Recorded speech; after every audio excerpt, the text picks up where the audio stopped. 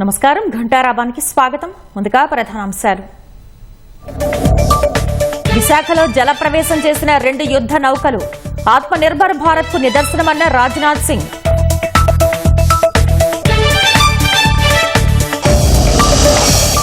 YCP హయాంలోనే Mumtaz hotel కు భూమి కేటాయింపు. జగనే అజయ్ ను తుపాకీతో బెదిరించారని బీఆర్ నాయుడు ఆరోపణ. గృహ నిర్మాణాన్ని వేగవంతం చేసేలా ప్రభుత్వం కీలక నిర్ణయం. సమస్యల పరిష్కారానికి 3 మంత్రుల బృందం ఏర్పాటు.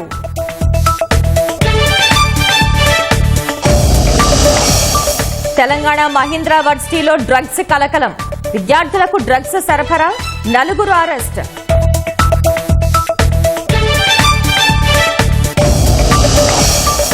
సుదర్శన చక్ర రక్షణ కవచంలా కత్తిలా పనిచేస్తుందన్న సీడీఎస్. భారత్ ను దెబ్బ కొట్టాలని చూస్తే ఊరుకునేది లేదన్న అనిల్ చౌహాన్.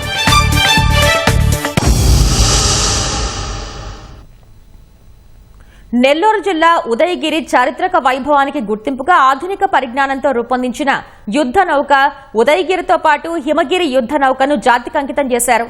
రక్షణ మంత్రి రాజ్నాథ్ సింగ్ ఈ యుద్ధ నౌకలను విశాఖలో జలప్రవేశం చేయించారు. దేశంలోని వేర్వేరు షిప్ యార్డుల్లో ఈ 2 యుద్ధ నౌకల్ని నిర్మించారు. డిజైన్, స్టెల్త్, ఆయుధాలు, సెన్సార్ వ్యవస్థల్లో అత్యాధునిక పరిజ్ఞానంతో వీటిని తయారు చేశారు.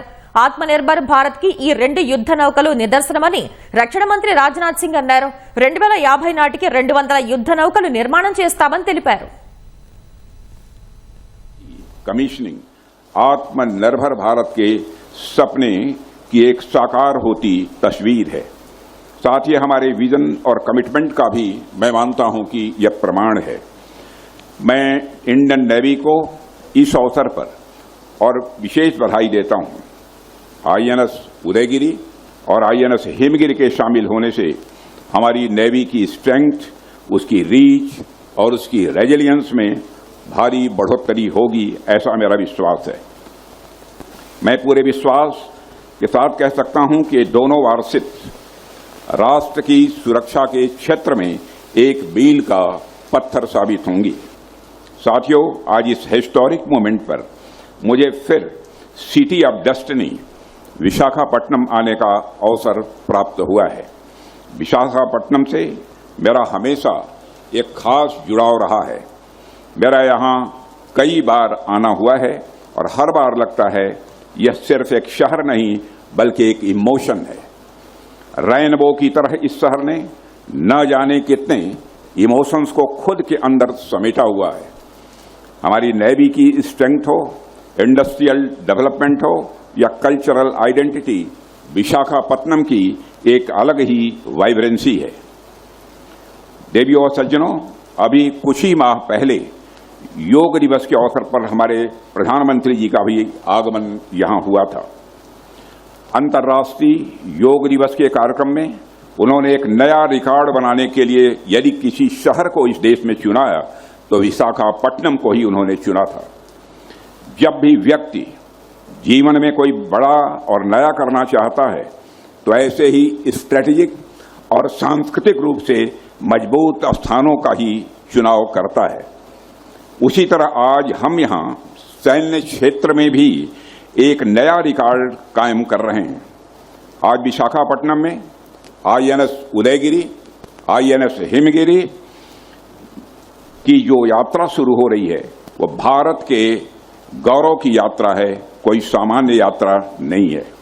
यह कमीशनिंग सबके लिए गौरव का विषय है। బహుళాంచెల భద్రతా వ్యవస్థ సుదర్శన చక్ర రక్షణ కవచంలా కత్తిలా 2 విధాలుగా పనిచేస్తుందని chief of defence staff Anil Chauhan చెప్పారు. అత్యాధునికమైన ఈ రక్షణ వ్యవస్థలో సెన్సార్లు, క్షిపణులు, నిఘా పరికరాలు, కృత్రిమ మేధస్సు సాధనాలతో కూడిన భారీ ఇంటిగ్రేషన్ సిస్టమ్ ఉందన్నారు. మధ్యప్రదేశ్లోని మహూలో జరిగిన సెమినార్లో మాట్లాడిన అనిల్ చౌహాన్ ఇది ఇజ్రాయెల్ ఐరన్ డోమ్ వ్యవస్థలాగా పనిచేస్తుందన్నారు. భారత్ ఎప్పటికీ శాంతి, సుస్థిరత, భద్రతకు కట్టుబడి ఉంటుందని, దానిని ఆసరాగా చేసుకుని దెబ్బ కొట్టాలని చూస్తే మాత్రం ఊరుకునే ప్రసక్తే లేదని స్పష్టం చేశారు. ఆపరేషన్ సింధూర్ నుంచి నేర్చుకున్న పాఠాలతో ఆధునిక ఘర్షణలను ఎదుర్కోవడానికి భారత్ సమాయత్తమవుతోందని అనిల్ చౌహాన్ తెలిపారు. ఇందుకోసం త్రివిధ దళాలు కలిసి పనిచేస్తున్నాయన్నారు.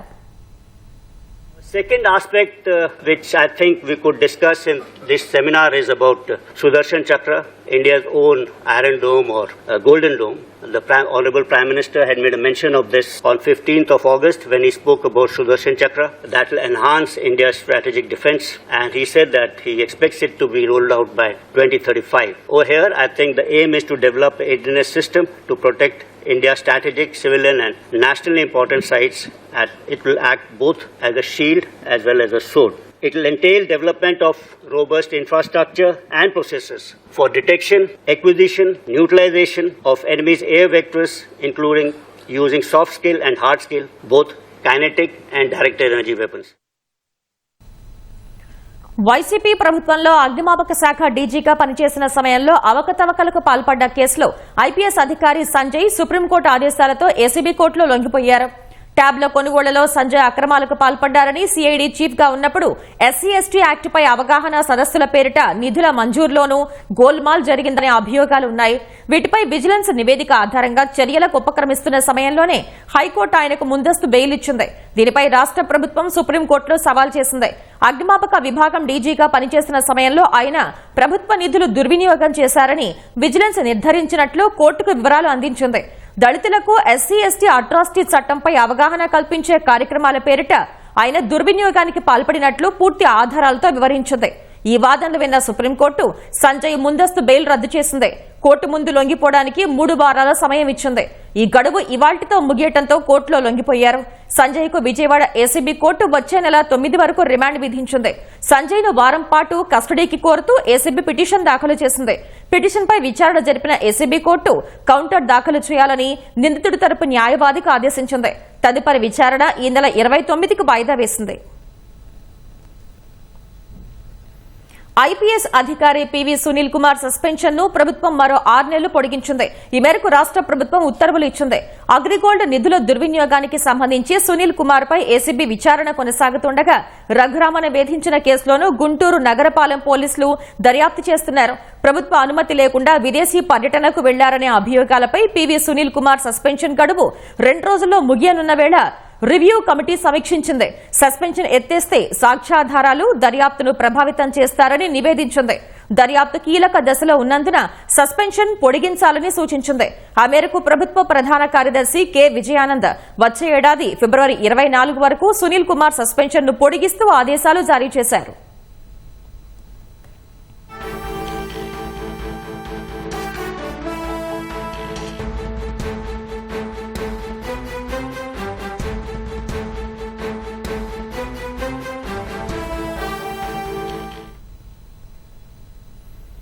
జగన్ అక్రమాస్తుల కేసు నుంచి తప్పించుకునేందుకు ప్రయత్నించిన వాన్పిక్ ప్రాజెక్టు యాజమాన్యానికి తెలంగాణ హైకోర్టు షాక్ ఇచ్చింది. సీబీఐ అధికారులు దాఖలు చేసిన ఛార్జ్షీట్లో పేరు తొలగించాలంటూ వాన్పిక్ దాఖలు చేసిన పిటిషన్ను తెలంగాణ హైకోర్టు కొట్టేసింది. వైఎస్ రాజశేఖర రెడ్డి హయాంలో క్విడ్ ప్రోకో పద్ధతిలో వాన్పిక్ 1000 ఎకరాల భూములు దక్కించుకుందని సీబీఐ చేసిన వాదనను కోర్టు పరిగణనలోకి తీసుకుంది. తెలంగాణ హైకోర్టు తీర్పుతో నాంపల్లిలోని సీబీఐ కోర్టులో వాన్పిక్ విచారణ ఎదుర్కోవాల్సి ఉంటుంది. జగన్ అక్రమాస్తుల కేసులో భాగంగా 2012 జులై 13న నాంపల్లి కోర్టులో ఛార్జ్షీట్ దాఖలు చేసిన సీబీఐ అందులో వాన్పిక్ ప్రాజెక్ట్స్ ప్రైవేట్ లిమిటెడ్ ను చేర్చింది. గుంటూరు, ప్రకాశం జిల్లాల్లో వాన్పిక్ ప్రాజెక్టు ముసుగులో నిమ్మగడ్డ ప్రసాద్ సుమారు 1426 కోట్ల విలువైన భూములను కేవలం 165 కోట్ల రూపాయలకే దక్కించుకున్నారని అభియోగం మోపింది.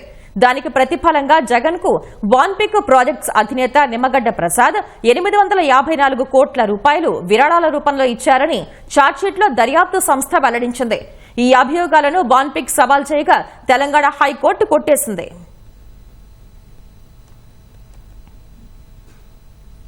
రాష్ట్రంలో గృహ నిర్మాణాన్ని వేగవంతం చేసేందుకు ప్రభుత్వం కీలక నిర్ణయం తీసుకుంది. అందరికీ గృహ నిర్మాణం కార్యక్రమం అమలు పర్యవేక్షణకు కేబినెట్ ఉపసంఘాన్ని నియమించింది. క్షేత్రస్థాయిలో సమస్యలు, సవాళ్ల పరిష్కారానికి 3 మంత్రుల బృందం ఏర్పాటు చేస్తూ ఆదేశాలిచ్చింది. మంత్రివర్గ ఉపసంఘం సభ్యులుగా గృహ నిర్మాణ శాఖ మంత్రి కొలుసు పార్థసారథి, రెవెన్యూ శాఖ మంత్రి అనగాని సత్యప్రసాద్, పురపాలక శాఖ మంత్రి నారాయణను నియమించింది.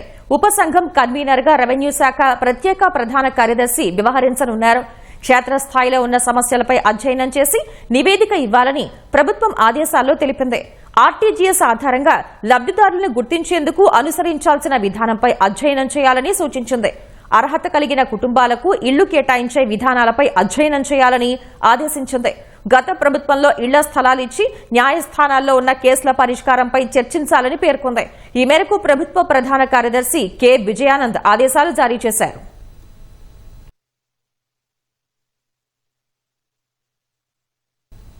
కడప జిల్లా జమలమడుగు మండలం గండికోటలో జరిగిన బాలిక హత్య కేసు ఛేదించేందుకు పోలీసులు కీలక నిర్ణయం తీసుకున్నారు. అనుమానితులుగా ఉన్న ముగ్గురికి పాలిగ్రాఫ్ పరీక్షలు చేసేందుకు కోర్టు అనుమతి తీసుకున్నారు. జులై 14న ఇంటర్ విద్యార్థిని గండికోటలో దారుణ హత్యకు గురైంది. ఈ కేసులో నిందితుల్ని గుర్తించడం పోలీసులకు సవాలుగా మారింది. దీంతో అనుమానితులుగా ఉన్న అమ్మాయి తరపు బంధువులు సురేంద్ర, కొండయ్యతో పాటు ఆమె ప్రియుడు లోకేష్ కు నిజ నిర్ధారణ పరీక్ష నిర్వహించనున్నారు. ముందుగా జమలమడుగు కోర్టులో పిటిషన్ వేసి ముగ్గురిని న్యాయస్థానంలో హాజరుపరిచారు. పాలిగ్రాఫ్ పరీక్షలకు సిద్దమేనా అని జడ్జి అడిగిన ప్రశ్నకు అంగీకారం తెలిపారు. మరో 2 రోజుల్లో వారికి హైదరాబాద్ లో పాలిగ్రాఫ్ పరీక్షలు చేయనున్నట్లు పోలీసులు తెలిపారు.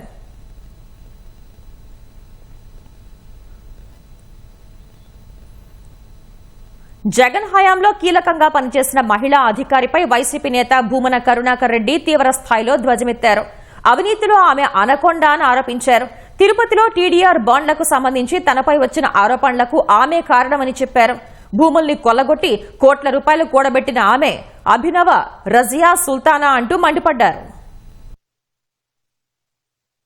గత 30-35 సంవత్సరాలుగా తను ఎక్కడ పనిచేసినా వందల వేల కోట్ల రూపాయలు లూటీ చేసి చివరకు అత్యున్నత న్యాయస్థానం కూడా మీ నీతి గురించి మాకు చాలా బాగా తెలుసులేనని వెటకారపు మాటలు పడ్డటువంటి అధికారిని. ఓ పూతనకు ఏమాత్రమూ తక్కువ కాదు. లంకిణి కంటే కూడా చాలా విపరీతమైనటువంటి చేష్టలు ఉన్నటువంటిది.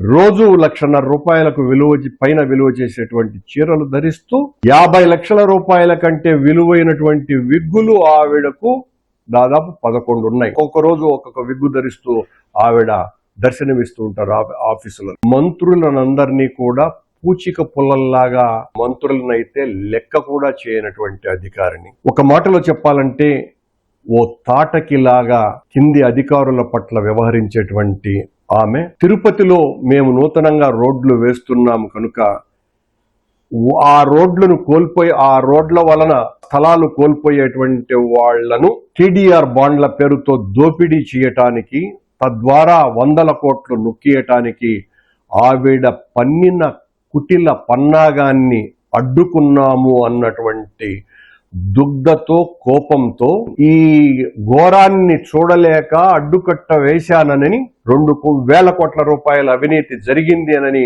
ప్రచారం చేయటానికి ఈ ఆధునిక రజియా సుల్తాన్ అనే కారణమని చెప్తున్నా నేను. మహిళా ఐఏఎస్ అధికారిపై భూమన వ్యాఖ్యలను టీటీడీ పాలక మండలి సభ్యుడు భానుప్రకాష్ రెడ్డి ఖండించారు. వైసీపీ నేతలకు మహిళలంటే గౌరవం, భక్తి లేదని మండిపడ్డారు. వెంటనే మహిళా ఐఏఎస్ అధికారికి క్షమాపణ చెప్పాలని డిమాండ్ చేశారు. ఎక్కడ మహిళలు పూజింపబడతారో, ఎక్కడ మహిళలు గౌరవింపబడతారో అక్కడ దేవతలు ఉంటారని చెప్పి మన పురాణాలు చెప్తుంది. కానీ ఈ దెయ్యాలకి మహిళల పట్ల గౌరవం లేదు, మహిళలంటే భక్తి లేదు. అసలు ఏంది కరుణాకర్ రెడ్డి గారు? గతంలో తిరుమల తిరుపతి దేవస్థానాల ధర్మకర్తల మండలి అధ్యక్షులుగా పనిచేశారు.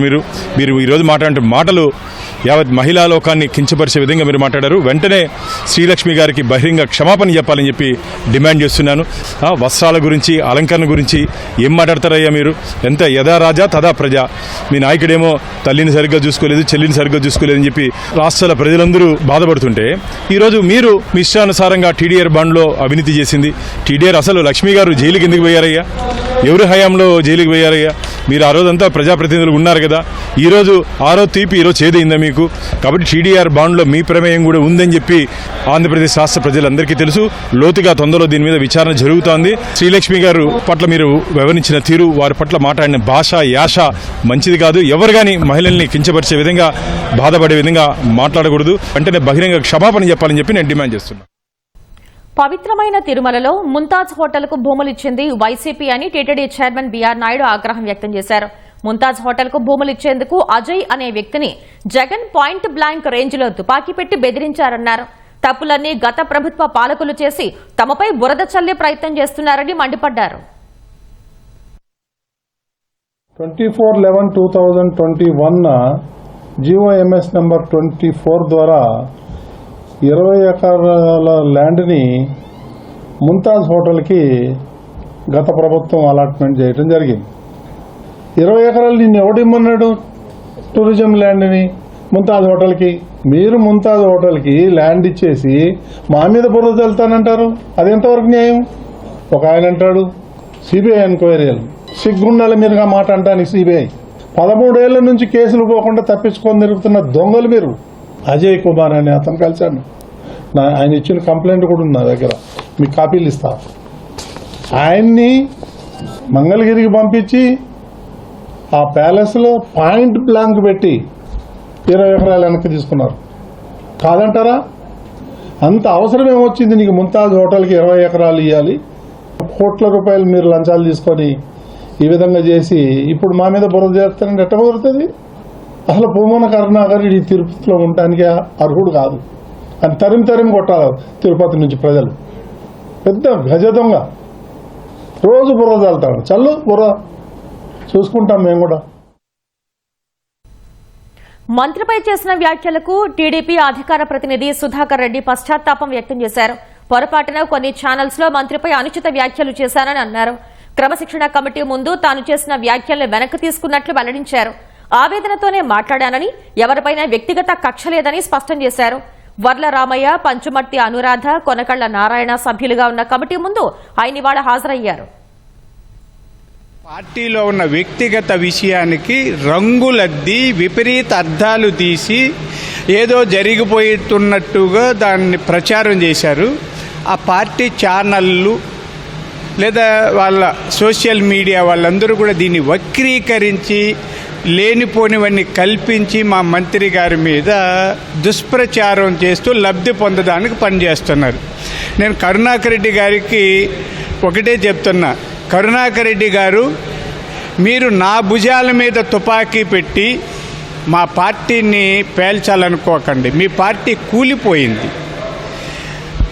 ఈరోజేదో మీ పార్టీలో మీ పత్రికలో సుధాకర్ రెడ్డి గారి మీద ఈ వేటు కాటు పోటు ఇట్లాంటివి అవసరం లే. ఎవరు ఇక్కడ వేటు లేదు కాటు లేదు. మా అంతర్గత వ్యవహారాలను చర్చించుకున్నాం. దీనికి సాక్షి పేపరు, సాక్షి ఛానల్లో లేదా కరుణాకర్ రెడ్డి గారు మరొకరు సాక్ష్యం చెప్పాల్సిన పనిలే, వక్రీకరించాల్సిన పనిలే, వ్యాఖ్యానించాల్సిన పనిలే. అయితే నా పోరాటం ఇలాగే కొనసాగుతుంది. వైఎస్ఆర్ పార్టీ ఆగడాలను, అక్రమాలను, అవినీతిని, దురాగతాలను, దుష్ట నీతిని వదిలిపెట్టే ప్రశ్నే లేదు.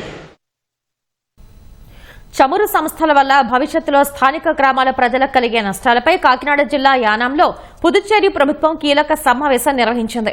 యానాంలోని దర్యాలతిప్ప ఐలాండ్ వద్ద జరిగిన ప్రమాదంలో మడ అడవులు సుమారు 1/2 కిలోమీటర్ వరకు కాలి బూడిద అయ్యాయి.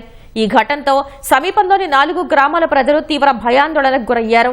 ఓఎన్జీసీ టెక్నికల్ సిబ్బంది, యానాం ప్రభుత్వ ఉన్నతాధికారులు మంటలు చెలరేగిన ప్రాంతాన్ని పరిశీలించి ప్రభుత్వాలకు నివేదిక అందజేశారు. ఈ మేరకు ఢిల్లీ ప్రత్యేక ప్రతినిధి మల్లాడి కృష్ణారావు, ముమ్మిడివరం శాసనసభ్యులు దాట్ల బుచ్చిబాబు 10 గ్రామాలకు చెందిన పెద్దలతో సమావేశం నిర్వహించారు. వారి అభిప్రాయాలతో నివేదికను సిద్ధం చేసి జిల్లా కలెక్టర్కు, చమురు సంస్థ ప్రతినిధులకు అందజేయనున్నట్లు తెలిపారు.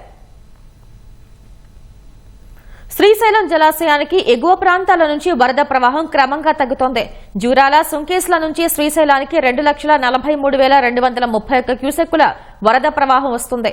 ప్రస్తుతం శ్రీశైలం ప్రాజెక్టు 5 గేట్లు పైకెత్తి 1,34,640 క్యూసెక్కుల నీరు విడుదల చేస్తున్నారు. శ్రీశైలం ప్రాజెక్టు పూర్తి స్థాయి నీటి మట్టం 885 అడుగులు కాగా ప్రస్తుత నీటి మట్టం 882.50 అడుగులుగా ఉంది. శ్రీశైలం ప్రాజెక్టు పూర్తి స్థాయి నీటి నిల్వ సామర్థ్యం 215.807 టీఎంసీలు కాగా ప్రస్తుత 202.04 టీఎంసీలు నిల్వ ఉన్నాయి.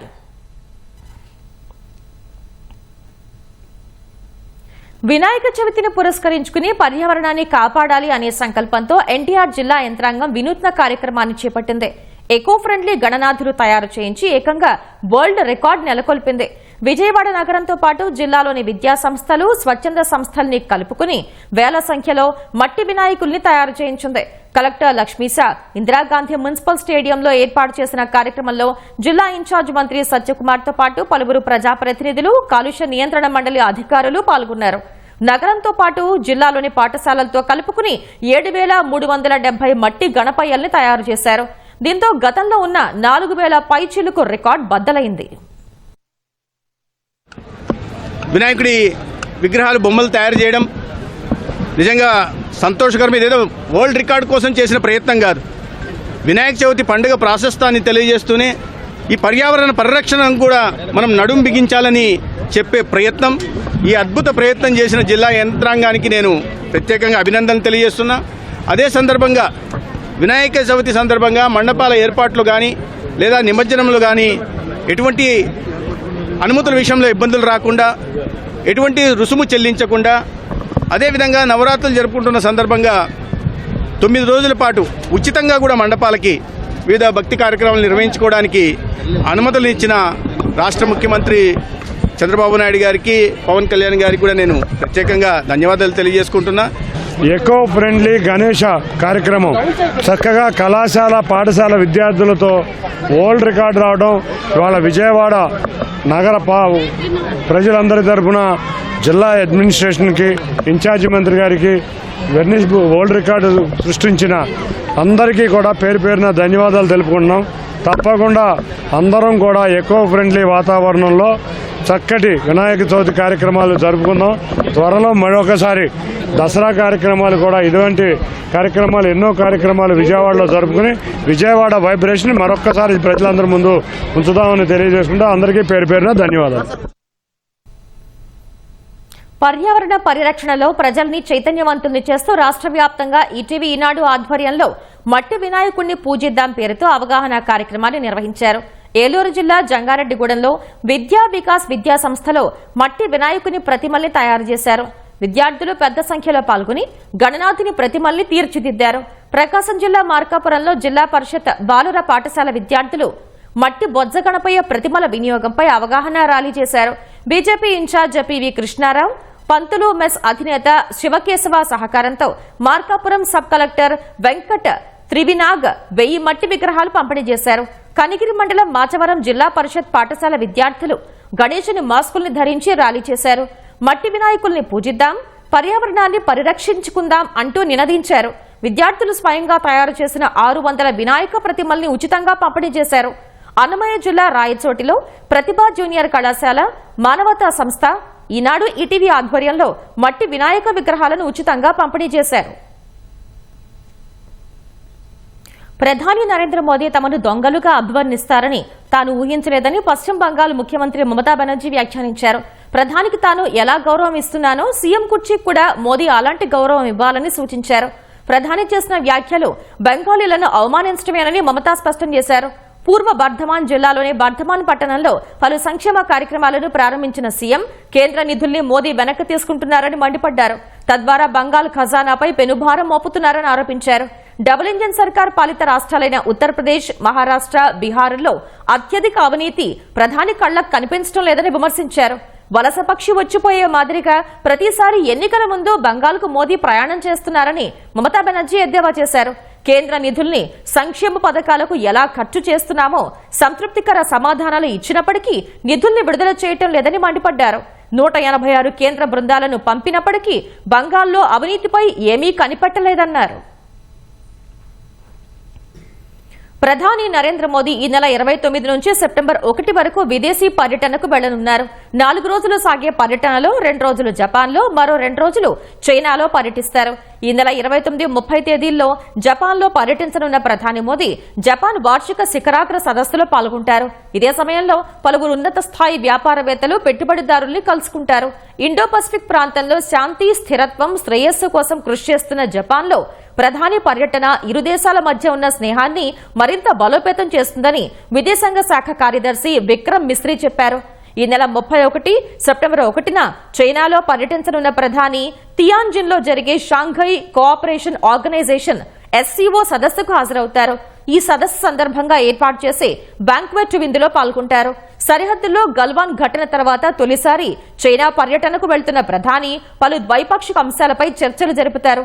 ఈ సందర్భంగా ఇరు దేశాల మధ్య ఒప్పందాలు జరుగుతాయని విదేశాంగ శాఖ వెల్లడించింది. వియత్నాంలో తీరం దాటిన కజికి తుఫాన్ కుండపోత వర్షాలు కురిపించింది. ఇవాళ కురిసిన వర్షాలకు 3 మృతి చెందారు. భారీ వర్షాలకు వియత్నాం రాజధాని హనోయ్ వీధులు జలమయమయ్యాయి. ఈదురుగాలులతో కూడిన వర్షాల కారణంగా బిల్ బోర్డులు ఎగిరిపడ్డాయి. చాలా ప్రాంతాల్లో విద్యుత్ స్తంభాలు, చెట్లు నేలకూరిగాయి. దీంతో విద్యుత్ సరఫరాకు తీవ్ర అంతరాయం ఏర్పడింది. వీధుల్లోకి వరద చేరటంతో స్థానికులు తీవ్ర ఇబ్బందులు పడుతున్నారు. భారీ వర్షాలు కురుస్తున్న నేపథ్యంలో వియత్నాం ప్రభుత్వం అప్రమత్తమైంది. ప్రజల్ని రక్షించడానికి సహాయక చర్యలు చేపట్టింది.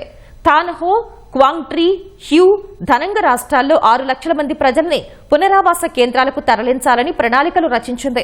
ఆయా రాష్ట్రాల్లో 1,52,000 ఇళ్లు ప్రమాదం పొంచి ఉందని అంచనా వేసింది. ప్రజల్ని తరలించేందుకు 16,500 మంది సైనికులతో పాటు 107,000 పారామిలిటరీ బలగాలను రంగంలోకి దింపారు.